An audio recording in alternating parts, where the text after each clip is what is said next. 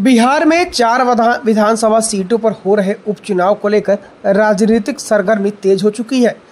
तरारी विधानसभा उपचुनाव के लिए एनडीए प्रत्याशी विशाल प्रसाद ने नामांकन का पर्चा दाखिल किया। इस मौके पर एनडीए के कई प्रमुख नेता उपस्थित रहे। इस दौरान नामांकन समारोह का आयोजन भी किया गया। इस अवसर पर हजारों की संख्या में स्थानीय नागरिक भी मौजूद रहे, जिन्होंने एनडीए को समर्थन देने का संकल्प लिया। बता दें कि एक दिन पूर्व सोमवार को भाकपा माले से राजू यादव ने भी नॉमिनेशन का पर्चा दाखिल कर दिया है। नामांकन समारोह में आज भाजपा के प्रदेश अध्यक्ष सह राजस्व एवं भूमि सुधार मंत्री दिलीप जायसवाल, उप मुख्यमंत्री सम्राट चौधरी, विजय सिन्हा, जदयू के कार्यकारी राष्ट्रीय अध्यक्ष संजय कुमार झा एवं एनडीए के अन्य वरिष्ठ नेता और एक कार्यकर्ता भी बड़ी संख्या में उपस्थित रहे। सभी ने विशाल प्रसाद की उम्मीदवारी का समर्थन करते हुए जनता को एनडीए सरकार की विकास योजनाओं से अवगत कराया और एक बार फिर एनडीए की जीत के लिए समर्थन की अपील की। इस अवसर पर भाजपा के प्रदेश अध्यक्ष दिलीप जायसवाल ने कहा, यह चुनाव केवल एक राजनीतिक मुकाबला नहीं, बल्कि यह तरारी के विकास और समृद्धि का मार्ग को प्रशस्त करने का अवसर है। एनडीए सरकार ने अब तक जो विकास कार्य किए वह जनता के सामने है और आगामी चुनाव में जनता का समर्थन हमें और भी आगे बढ़ाने में मदद करेगा। विशाल प्रसाद के नेतृत्व में तरारी का समग्र विकास होगा। उन्होंने कहा कि इस चुनाव में जनता एनडीए को समर्थन देकर अपने क्षेत्र की प्रगति और खुशहाली का मार्ग सुनिश्चित करेगी।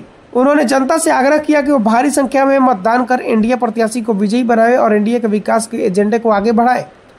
वहीं पहली बार चुनाव लड़ रहे विशाल प्रसाद ने कहा कि पहली बार चुनाव लड़कर जीतना और उसके बाद जनता का काम करना मेरी पहली प्राथमिकता रहेगी। सड़क, बिजली और रोजगार देने का भरपूर प्रयास मेरे द्वारा किया जाएगा। उन्होंने यह भी कहा कि पिछले 9 साल से माले के विधायक यहाँ पर थे, जिनकी वजह से आम जनता का जनप्रतिनिधि पर से विश्वास टूट गया है, लेकिन मेरे द्वारा जीतने के बाद उनकी समस्याओं को समझना और उसका समाधान करना ही एकमात्र प्राथमिकता रहेगी। वहीं अपने पिता सुनील पांडे के बारे में विशाल प्रसाद ने बताया कि उनके द्वारा जितने भी कार्य किए गए हैं वो बहुत ज़्यादा है। अगर उनके द्वारा किए गए कार्यों को हम टच भी कर लेते हैं तो मेरे लिए बहुत बड़ी बात रहेगी। बता दें कि आज नॉमिनेशन के दौरान पहली बार चुनाव लड़ रहे विशाल प्रसाद के साथ राज्य सरकार के कई मंत्री भी मंच साझा किए।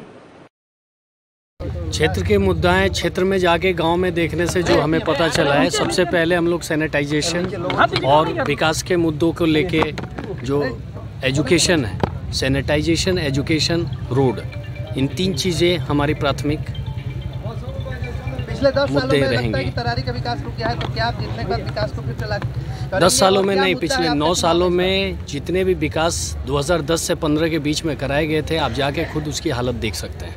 अब आपको पता चलेगा हमारी जीत के बाद कि विकास क्या होता है। क्योंकि तरारी एक सिटिंग सीट है माले की और इस बार आपका लड़ाई काफ़ी ताकतवर रहेगा, तो इसमें आपका जो जनसभाएं होंगी, चाहे लोगों के बीच जाकर जो आप अभियान कर रहे हैं, तो लोगों को क्या आश्वासन दे रहे हैं? मैं आश्वासन नहीं, उनके आंखों में ये देख पा रहा हूँ कि वो लोग कितने भूखे हैं विकास के लिए, क्योंकि जो विकास की गति उन्होंने 2010 से 15 तक देखी थी, उसके बाद उन्हें वो दिख ही नहीं रहा है।